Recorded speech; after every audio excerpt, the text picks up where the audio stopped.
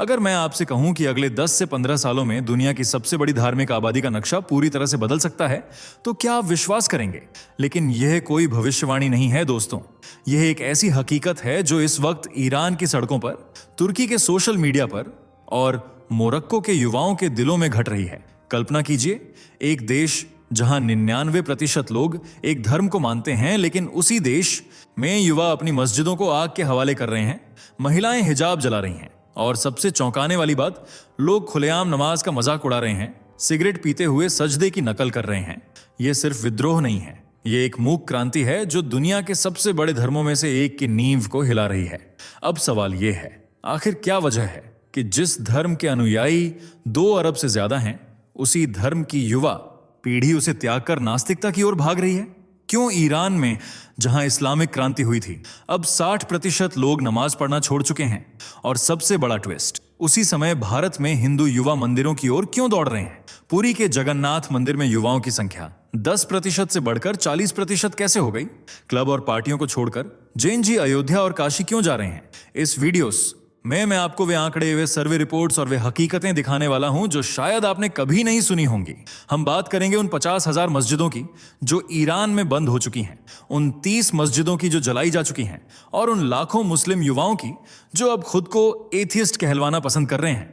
और फिर हम समझेंगे कि भारत में ऐसा क्या है जो युवाओं को सनातन से जोड़े रख रहा है। यह सिर्फ धर्म की कहानी नहीं है, ये पूरी जनरेशन के सोच बदलने की कहानी है।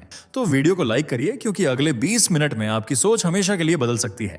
चलिए दोस्तों, फटाफट कमेंट करके बताओ कि आप इस वीडियो को भारत के किस शहर या गांव से देख रहे हो।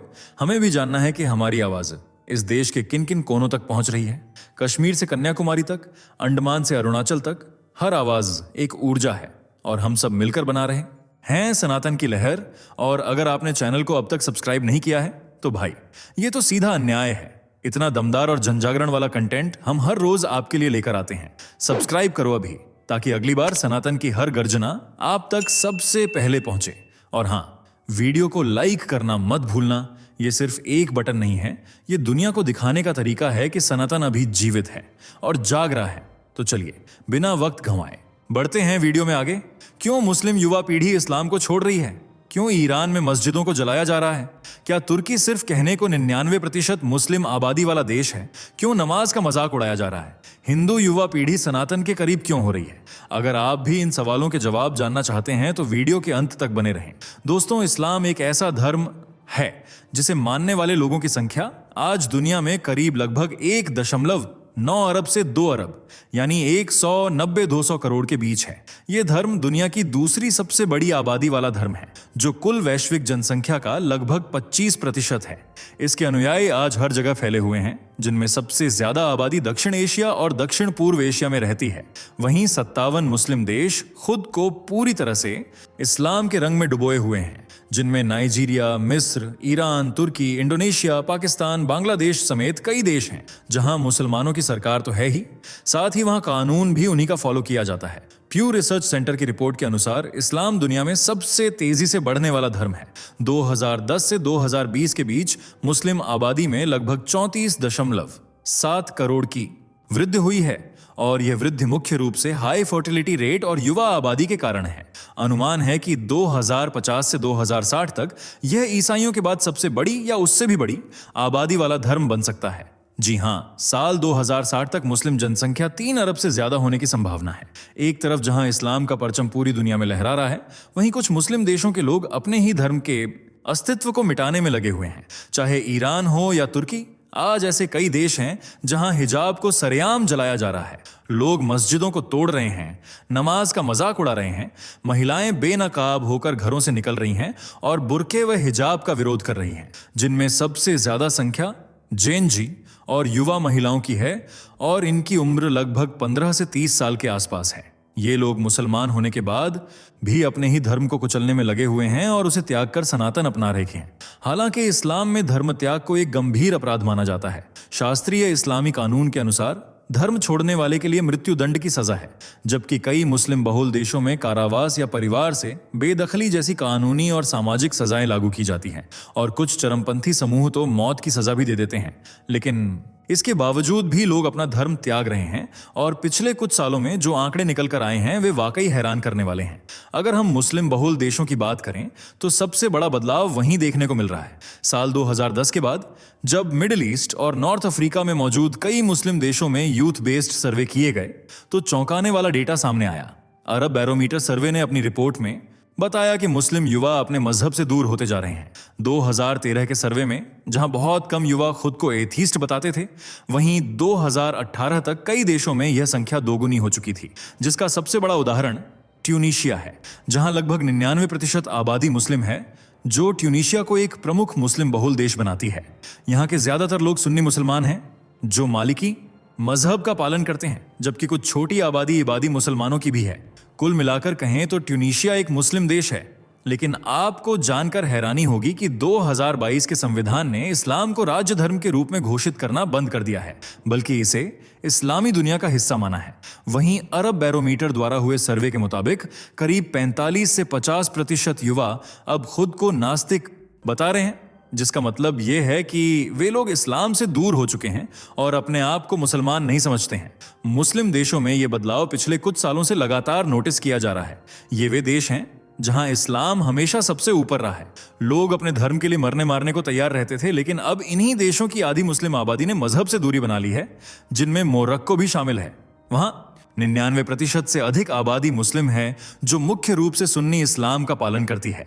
पर मोरक्को में जब सर्वे किया गया तो पता चला कि साल 2013 से 2018 के बीच नॉट रिलीजियस कहने वाले युवाओं की संख्या दोगुनी हो चुकी है, जो आने वाले समय में और ज्यादा बढ़ने वाली है। इसी तरह इस्लाम के रंग में रंगा अल्जीरिया, जो एक इस्लामिक देश है, वहां की कुल जनसंख्या लगभग 98 से 99% के बीच है, लेकिन अब इस देश में भी लोग खुद को मुस्लिम से ज्यादा नास्तिक कहलवाना पसंद कर रहे हैं। और ऐसा कहना हमारा नहीं है, बल्कि रिपोर्ट्स ऐसा दावा करती हैं, जिनमें मिस्र के बारे में भी बताया गया है कि यहां साल 2018 तक करीब 19% युवा खुद को मुस्लिम मानने से इनकार कर चुके थे।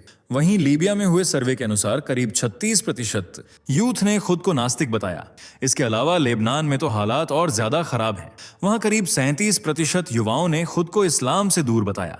इतना ही नहीं, अब ईरान का नाम भी इस लिस्ट में शामिल हो गया है, जहां की लगभग पूरी आबादी मुस्लिम है, जिसमें 90 से 95% शिया और 5 से 10% सुन्नी है। पर अब यहां भी इस्लाम का दबदबा कम होता जा रहा है। दरअसल साल 2020 में वर्ल्ड वैल्यू सर्वे और गैमान नाम के एक ग्रुप ने ईरान में एक बहुत बड़ा सर्वे किया था, जिसमें पता चला कि देश में कुल 32% लोग ही खुद को शिया मुसलमान मान रहे थे, जबकि बहुसंख्यक आबादी खुद को या तो नॉन रिलीजियस कह रही थी या फिर एथीस्ट।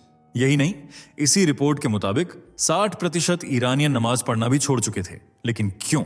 ऐसा क्या हुआ ईरान में?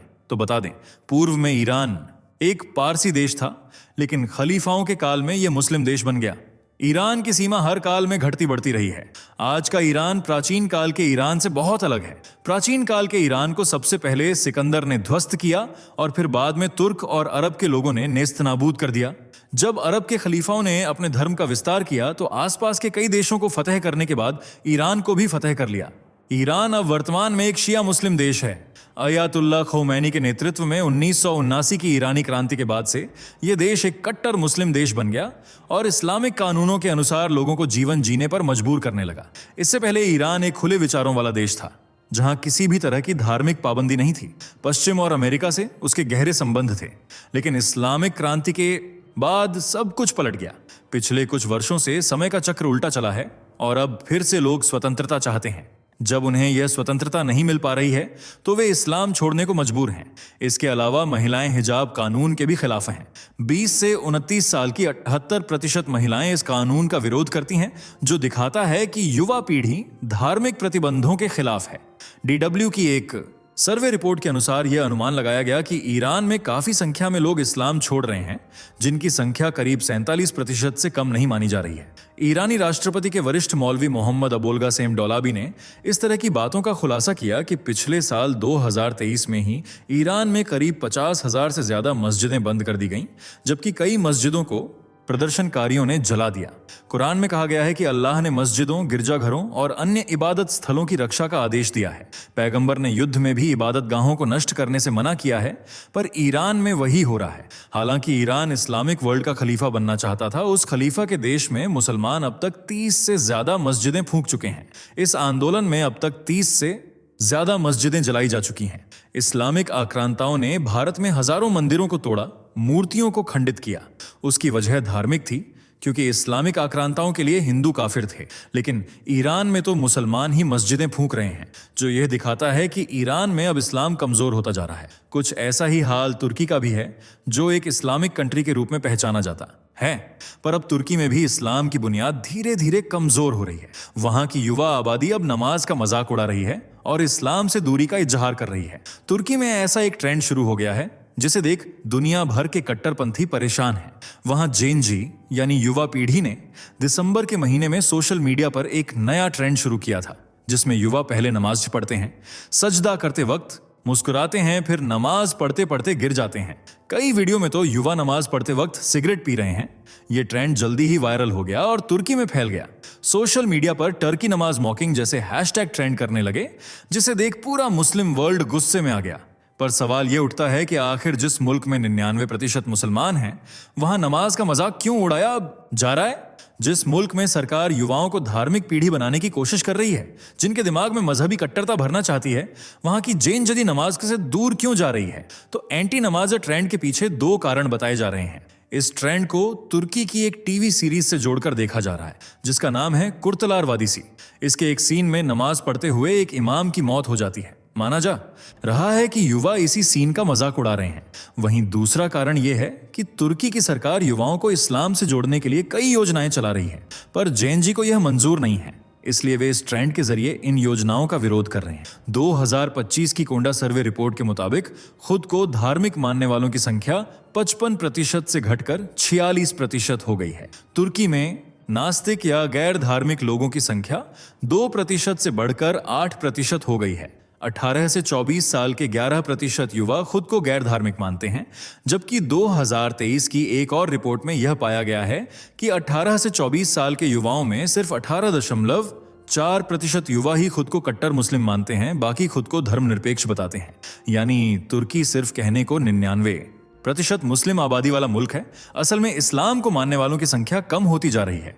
दोस्तों, जहां पूरी दुनिया में मुस्लिम युवा अपने धर्म को छोड़ते जा रहे हैं और उसका मजाक बना रहे हैं, वहीं भारत की कहानी इससे बिल्कुल अलग है। भारत के युवा मंदिर जाना, तीर्थ यात्रा में हिस्सा लेना, भजन कीर्तन करना, इन सभी रिचुअल्स को दिल से फॉलो कर रहे हैं। ऐसा कहना हमारा नहीं है, बल्कि यूगॉफ और मिंट के सर्वे का है, जिसमें बताया गया है कि 50% से ज्यादा यूथ अपने धर्म को महत्वपूर्ण मानता है और लगभग 60% युवा रोजाना पूजा और मेडिटेशन करता है।